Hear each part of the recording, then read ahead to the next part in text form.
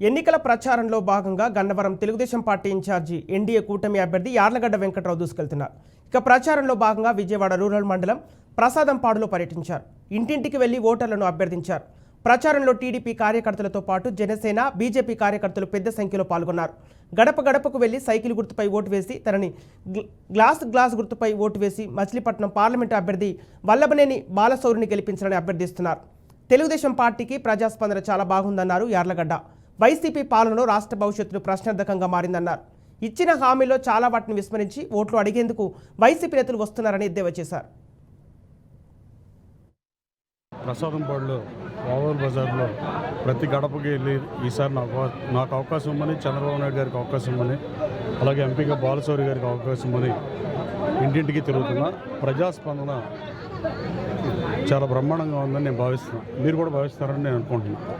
ఇందాటి నుంచి మీరు చూసే పరిస్థితిని బట్టి నామినేషన్ కార్యక్రమాన్ని విజయవంతం చేసి 84 పంచాయతీల నుంచి వచ్చిన తెలుగుదేశం పార్టీ, జనసేన, బీజేపీ నాయకులకి, కార్యకర్తలకి, అలాగే పవన్ కళ్యాణ్ గారి అభిమానులకి, అలాగే వైసీపీలో కూడా ఉండి నాకు మద్దతు ప్రకటిద్దామని నామినేషన్ కార్యక్రమానికి చాలామంది వచ్చిన పరిస్థితి, ముఖ్యంగా యూత్, వాళ్ళందరూ కూడా మీడియా ముఖంగా మరోసారి ధన్యవాదాలు తెలియజేస్తున్నా. ఈ రాష్ట్రంలో వైనాట్ 175 అని ఫస్ట్ చెప్పి తర్వాత రెడీ అనే పరిస్థితికి వచ్చారు. సిద్ధమంటే రెడీ అనేనా? అంతే కదా. వైనాట్ 175 అంటే 175 మాకే ఎందుకు కాకూడదని. వైనాట్ 175 వల్ల రెడీ అయింది. ఇప్పుడు ఈ రెడీ వల్ల ఏమవుతుంది అనేది ఈ రాష్ట్ర ప్రజలు నిర్ణయించే పరిస్థితి దాదాపు 20 రోజుల్లో తెలుస్తుంది.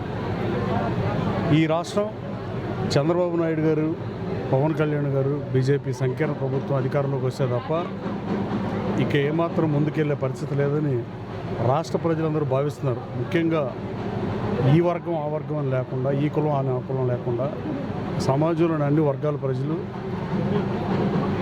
ఈ ప్రభుత్వం ఉంటే ఇక అప్పుల పాలు అయిపోవటం, 13 లక్షల కోట్లు 20 లక్షల కోట్లు ఇచ్చే పరిస్థితి ఉండదు. కేంద్ర ప్రభుత్వం కూడా అప్పులు ఇచ్చే పరిస్థితి ఉండదు.